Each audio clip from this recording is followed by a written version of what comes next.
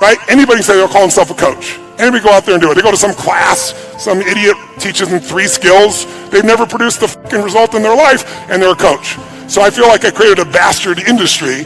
And so like any industry, there's good and bad. You gotta find somebody who's outstanding. Don't settle for somebody who's good, and don't settle for somebody because you like them. Because liking them is a nice thing. You need somebody who has the skill to get you there. Who's with me on this? Say I. And why do we want a coach? So you measure at least twice a month, some of you 3 times a month. Because if you don't measure, you can't manage what you don't measure. Does that make sense? And you gotta measure it, and it's easy with your children, with your life, with your businesses. You're gonna get caught up. You need somebody helping you to stay on target for what you want for your life. How many follow? Say I. And it's cheap. Most coaching is inexpensive, and the people that overcharge, don't go to them. But get somebody who's really great. And then finally, thirdly, and this is what I want to show you this morning, you need a daily practice. And a daily practice that's going to put you in the best state possible regularly.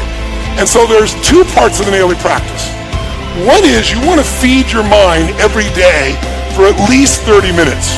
And when I say feed your mind, my teacher Jim Rohn used to say, miss a meal, but don't miss reading for 30 minutes. And I don't mean reading the web or your social media bullshit or Twitter. I mean reading a real book that you've selected because it's going to make you grow spiritually, mentally, emotionally, financially. Something that makes you think, something that gives you a strategy, not some cute little blog post that you can read in 5 minutes. I mean something that's going to make you not be mental candy.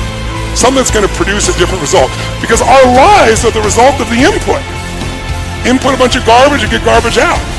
So I would like never miss reading, and then I started listening to audios when I was really young. And the great thing about audios is you can do what I call net time. No extra time. So the biggest challenge we have is when am I going to read? When am I going to do this? When am I going to do all these things? The answer is it doesn't take any extra time. If you use net time, you can do it while you're cleaning the house, while you're working out, going for a walk. When you're driving in your car, should be your new university, where you're feeding your mind. Because if you don't feed your mind, weeds grow automatically. You don't have to work on growing weeds. They're going to be there if you don't do something to replace it. So every day, 30 minutes of either audio or a book, something that's going to make you grow. It'll feed your mind. It'll keep the momentum going. So this won't be just the one verse. This will be the one that got you going. And then you keep the momentum by doing this. And then finally, and most importantly, many people, the most silly question I'm asked in the media all the time for 40 years is, don't you have bad days? Don't you get upset? Don't these things happen? Well, of course, but I said I don't stay there. I've trained myself like an athlete trains their muscles. I've trained my emotional muscles, which, by the way, I think your emotional and spiritual muscles are the most important ones. Courage unused, does it grow or shrink? Which one? Faith unemployed, unused, does it grow or diminish? Diminishes. Passion unexpressed, does it expand or shrink? So the most important muscles that change your life are those mental, emotional, spiritual muscles. If we develop them more, we're going to experience more. So the way I do that is through a process I call priming. And this is the part that I really want you to get because it's really simple. Most of us, have you ever seen someone do something and thought to yourself, what the F is wrong with this idiot? Who's ever had that thought?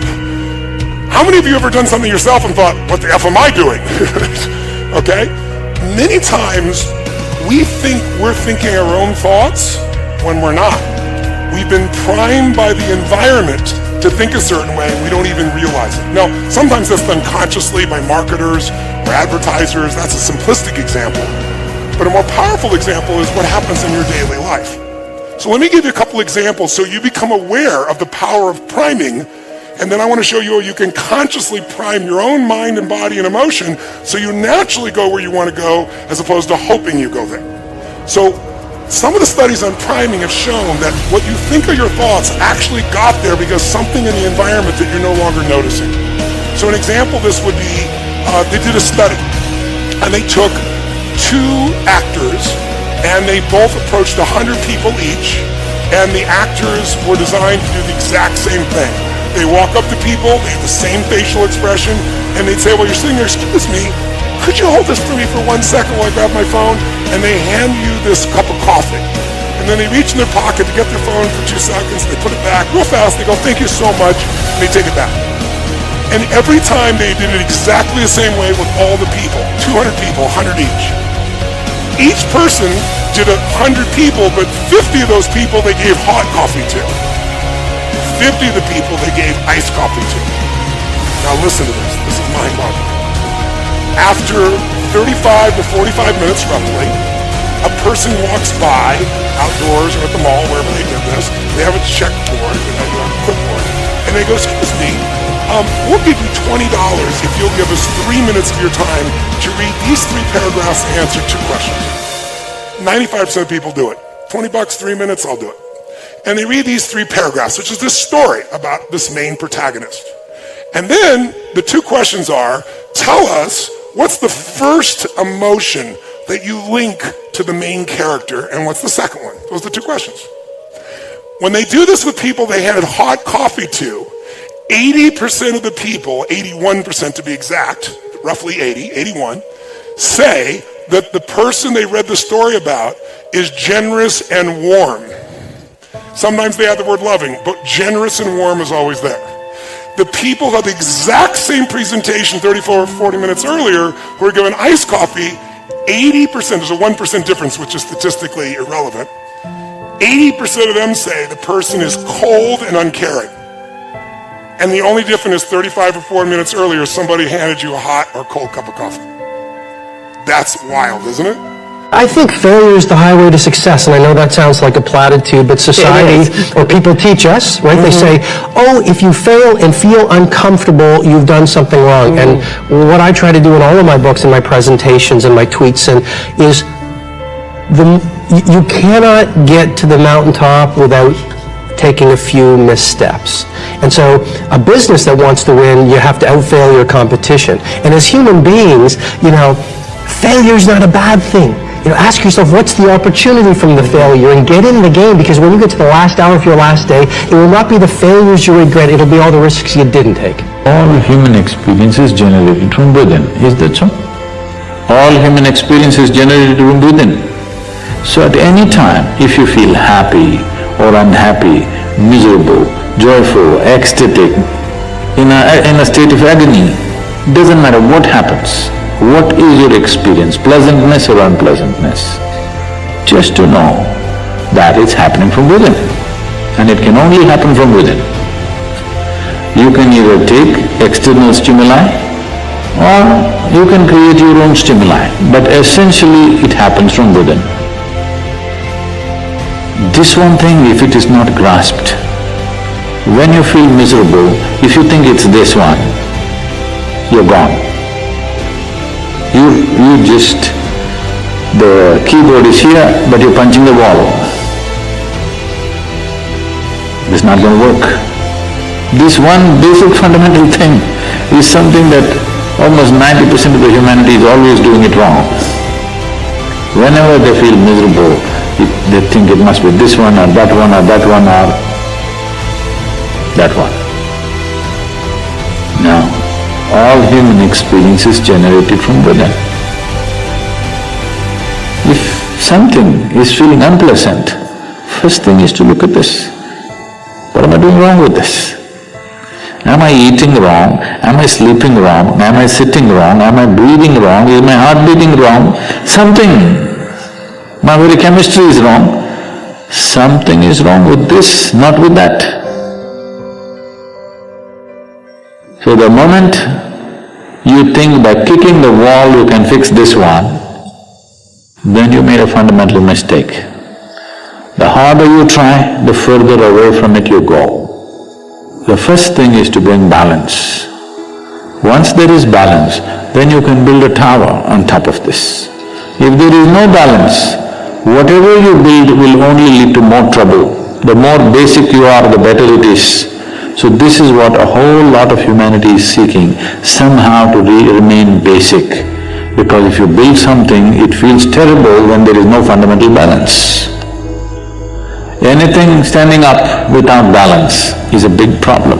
Sometimes a smart person comes in and they've already been taught a certain ways, or their mind's already been built up in a certain way. They are way too conservative, way too safe. And in the world of business, sometimes it gets ugly. Sometimes it gets dirty.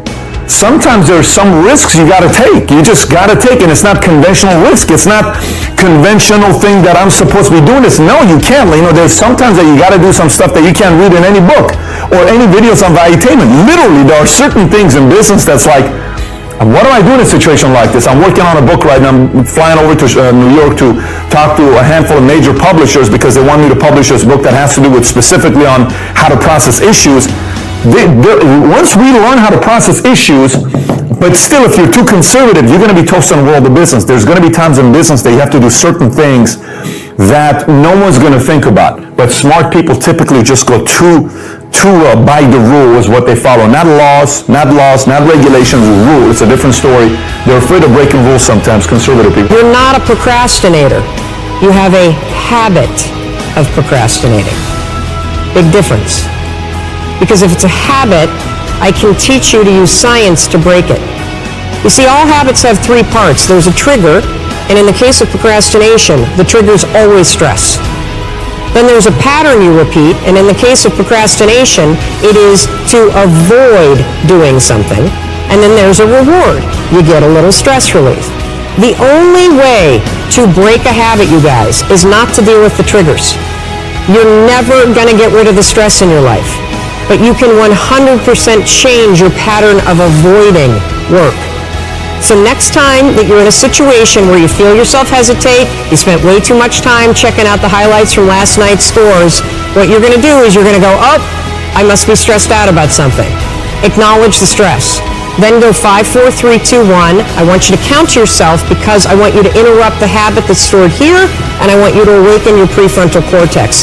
Then I want you to just work, just for 5 minutes. The reason why I want you to only work for 5 minutes is because your problem isn't working. It's the habit of avoiding. I just need you to start. And here's the other cool thing. We know based on research that if we can get you to start, 80% of you are going to keep going. I want to talk to you about where you're going and what you want to do with your life. You see, most people never go after what they want because they don't know every step they have to take to get there. I want you to think of a person going up the side of a wall of ice. Now, the only rule for reaching your goal that you have to know is knowing where you're going and knowing that you're going to get there. You do not have to know how you're going to get there. Now pay attention to this for a moment.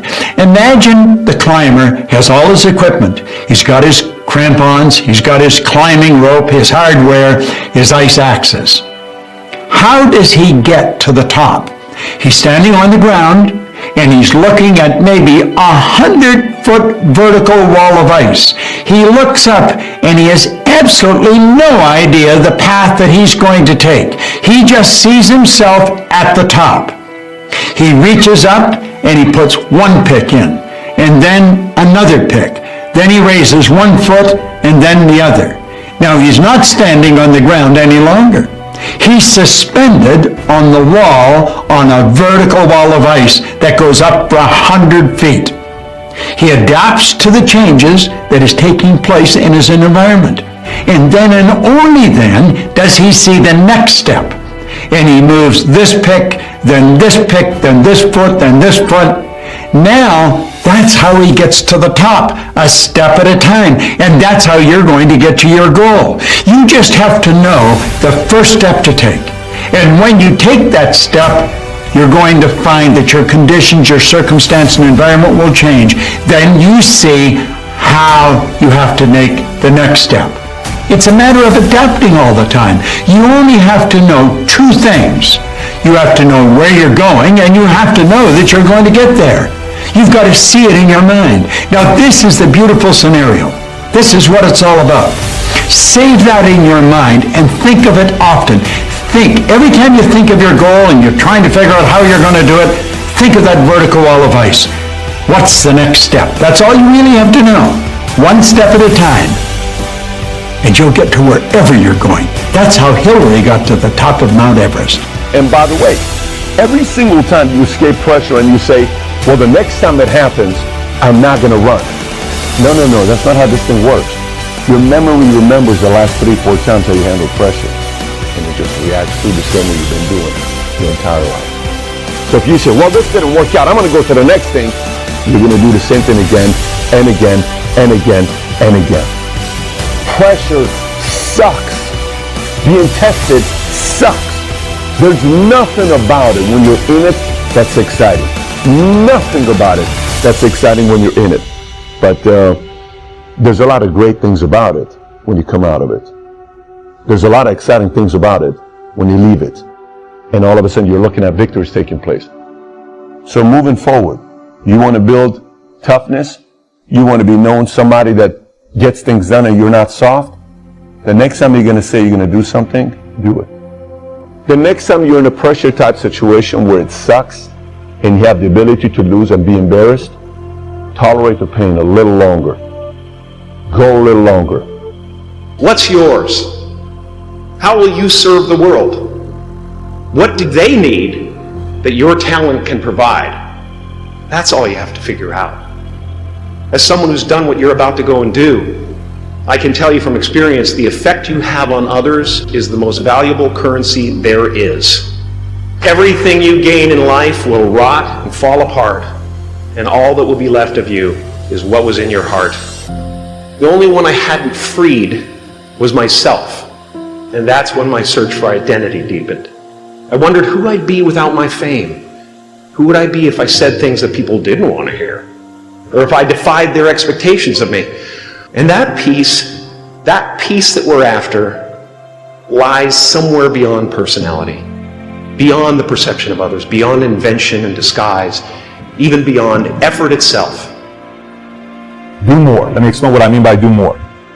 I remember I was in an office. I was brand spanking new. It's 2002, 2003. And Saturdays, we were all young, and there was a bunch of pretty girls in the office. And everybody Saturday night wanted to go to Dublin's. Everybody wanted to go clubbing Saturday night. And I was in the office, 5 o'clock, everyone's leaving. 6, 2 people left. 7, I'm staying. No one's there. 8, I'm staying. 9, I'm staying. 10, I'm staying. Everyone's gone. 11, I'm staying. By that time, I'm so wiped out, I'm not going to the club. I'm going home, reading a book, going to sleep. Boring to you, right? It's boring to you, right? Now, fast forward and ask me what places I've partied and have had fun with. You won't even believe half the stories if I told you. You would say there's no way in the world you've partied with prime ministers and governors and senators and billionaires and all this other stuff, because I didn't want to just get too excited about Dublin's. There was a time it was exciting to me. Again, how big is your purpose? How long will you put your activity with the efforts? And then, does it match the standard of behavior that you want to put up? Impossible is just a belief.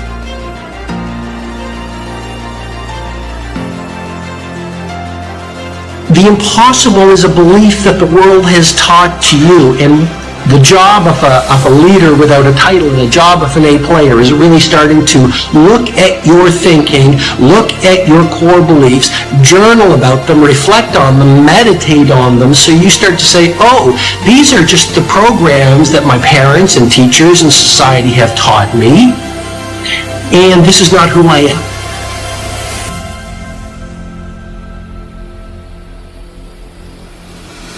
If you don't believe, if your story is you can't be world class as an athlete or as an entrepreneur or as a business builder or as a human being, then you're not going to invest in the learning, you're not going to do the work required to live that potential.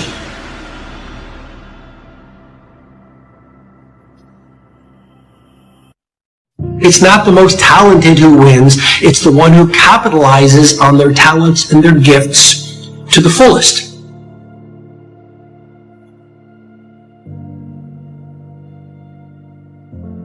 You don't have to be a genius. You don't have to be physically gifted. It's how much of what you were born with you use and bring to life.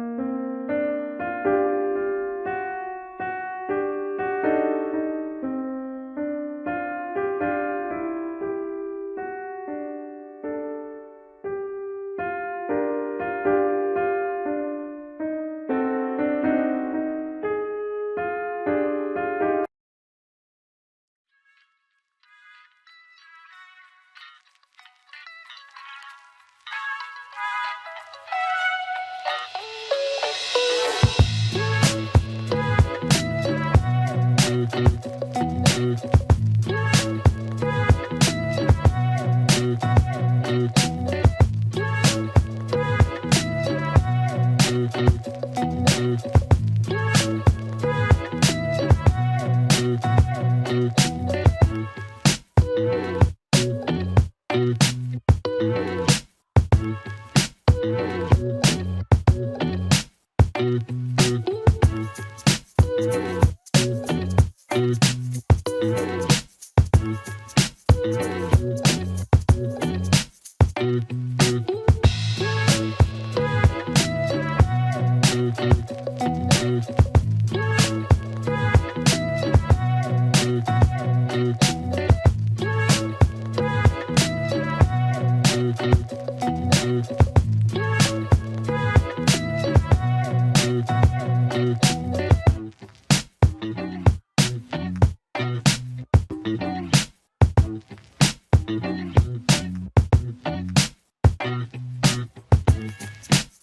you.